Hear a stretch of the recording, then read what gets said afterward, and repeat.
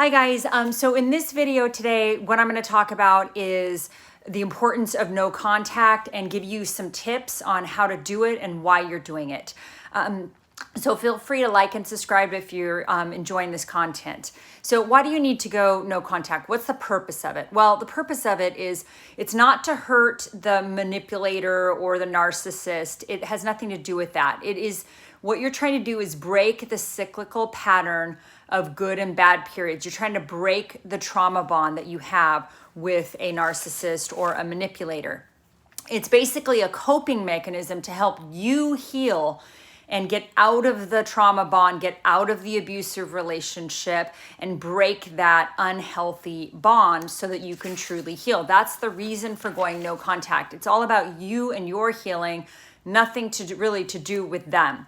Other than the strategies on how to do it. So you're trying to break this cycle, right? So this cycle is the intermittent reinforcement where it's created through honeymoon period, which is love bombing, and then the buildup of tension, which is like the devaluation, and then the abusive event, which is the discard. And this could happen in relationship cycle over and over again with these people, or it could be that you were in the honeymoon phase or the idealization phase, then there was a long, slow devaluation, and then a drastic discard. It can happen sort of if you're in one with like a sociopath or a covert narcissist. It could have been like over the long haul. That's certainly the case with the covert narcissist, but it could also be this abusive cycle that's repeating over and over and over in the context of the actual relationship. So really what that's doing is that's creating this, this trauma bond through intermittent reinforcement, which is a very effective form of reinforcement. And it's very difficult to break away from intermittent reinforcement. Basically, you have been programmed to accept very little positive affirmation. You have been, during the devaluation periods, you have been starved out. They have used breadcrumbing, stonewalling, passive-aggressive communication, gaslighting, manipulation, all of these tactics that they use, right? And very little positive affirmation. In the beginning, with the love bombing, you're getting a lot of positive reinforcement and affirmation, but then little by little, they start to manage your expectations down to where if you really look around, you'll realize that you're subsisting on crumbs, right? And the love bombing sort of degrades over time. So the toxic partner is manipulating your emotions. Their purpose of doing this is to keep you tied to them.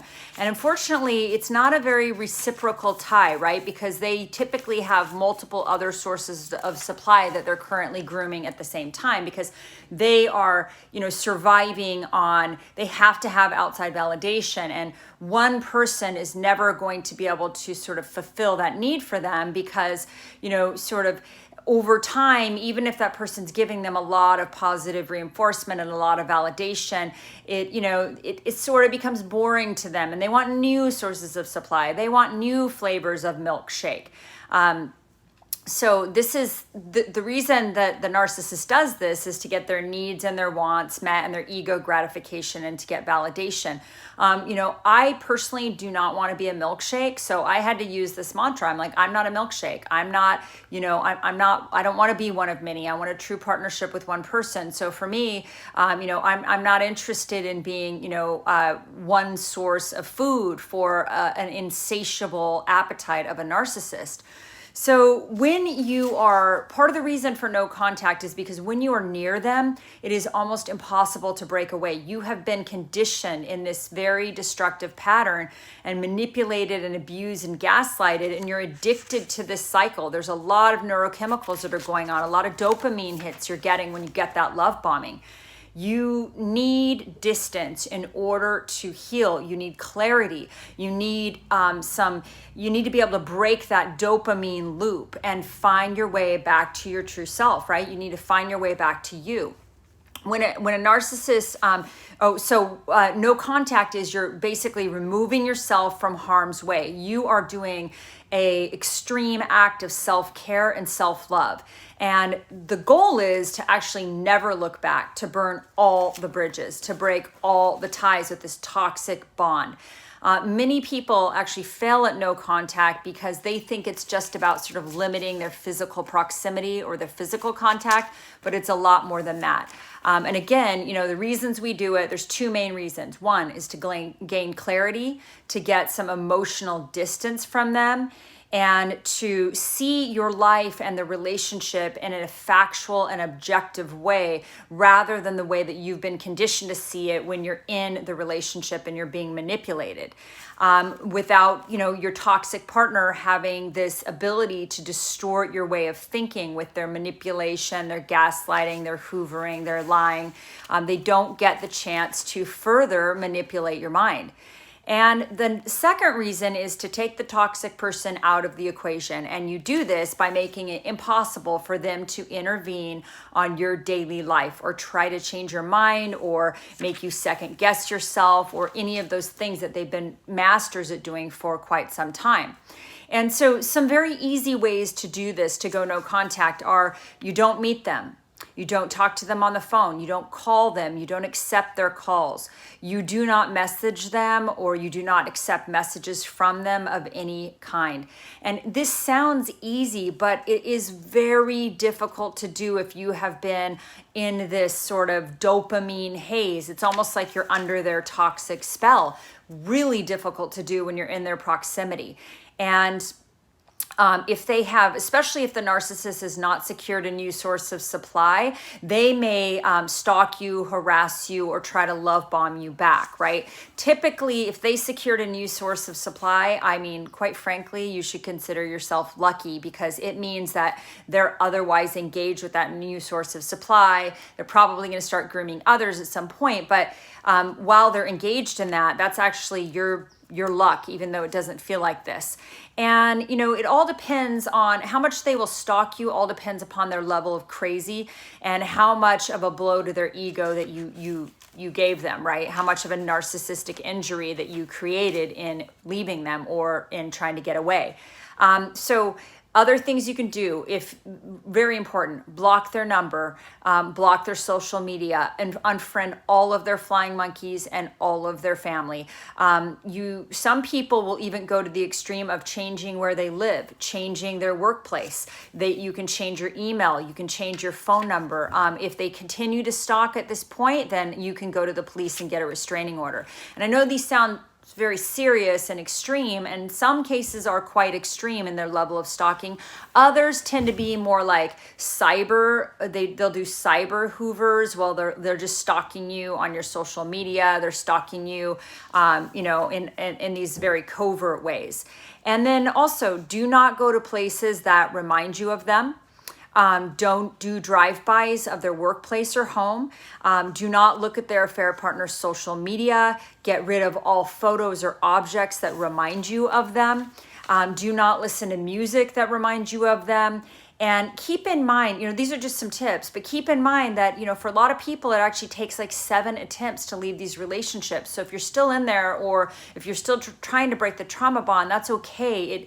It's very difficult. I honor how difficult this process is, but just know this: once you are on the other side of this chaos and dysfunction and toxic relationship, you will find your joy again. You're going to get back to yourself. You're going to start loving the things that you used to love, and you're going to start having a return to sanity, and you're basically like breaking an addiction. So I really recommend that you follow these tips, or some of these tips, for going no contact. The idea is you do not want to get triggered. Some other little strategies that helped me is I wrote a chalkboard, and I wrote all of my triggers. I just kept adding them, and I'd be like, okay, I get triggered when I drive by that when I go to that grocery store. I get triggered when I go to that restaurant. I get triggered when I drive by my old house. Like, these are the things that I would write down, and I would just avoid those triggers. Another thing you can do is you can install an app on your phone. It's called Habit Bull, and you can start counting your days of no contact and give yourself rewards when you've done it. Like, if you've done 30 days of no contact, man, you deserve to go and take yourself out to a nice COVID appropriate masked lunch, or go do something wonderful that you love to do, or spend time with a friend that's safe. Reward yourself for no contact, because basically you are breaking an addiction. And I have a personal experience of breaking an addiction to alcohol almost 14 years ago. And so when I realized that I was having what was the equivalent of withdrawal symptoms from this toxic interaction, this toxic relationship, I realized the addictive nature of it. And I hadn't known that before, because I didn't know I was with a narcissist. I didn't know that it was because it was very covert in my case. I had no idea of any of this. So, but when I realized that, I was like, oh my gosh, what's happening right now? I know this person's bad for me. I know that they're a cheater. I know they're a liar. I know they're a gaslighter. I know they're a manipulator, but still I'm like, why am I wanting to like interact with this person? And so then I read this book called Leave a Cheater, Gain a Life. That's where I learned of covert narcissism. That began this whole journey of reading multiple books, taking a lot of different courses on how to help you guys, because I knew that by helping you, I was going to actually help heal myself. And that's exactly what happened. So when when you break that addiction, it's very difficult to do. And I can tell you that, from the experience of breaking an alcohol addiction, it is a very similar process. And when I was trying to break my alcohol addiction, I did not go to bars. I did not go into the places where I used to drink. I limited the contact with the people that I used to drink with. So I just had to do a lot of the same things. And I surrounded myself by a safe community of people that were going to support me and love me. I did find that in the context of 12-step recovery. You may find it also in the context of 12-step recovery if you identify with having some of the characteristics of codependence. I highly recommend that program for people that have some of those characteristics. Even if you don't want to call yourself a codependent, but you find that you have trouble setting boundaries, you find that you allow yourself to stay in toxic relationships for the possibility of love, approval, security, or money, or anything like that, then that's something to look at. And, this program might actually really benefit you to, learn some tips about how to set healthy boundaries and how to develop some self-love and self-care. So I hope you guys are having a great day. Feel free to like and subscribe. And if you're interested in private coaching, go to www.coachkat.org. I'm still taking new clients. Thanks so much and have a wonderful day. Bye.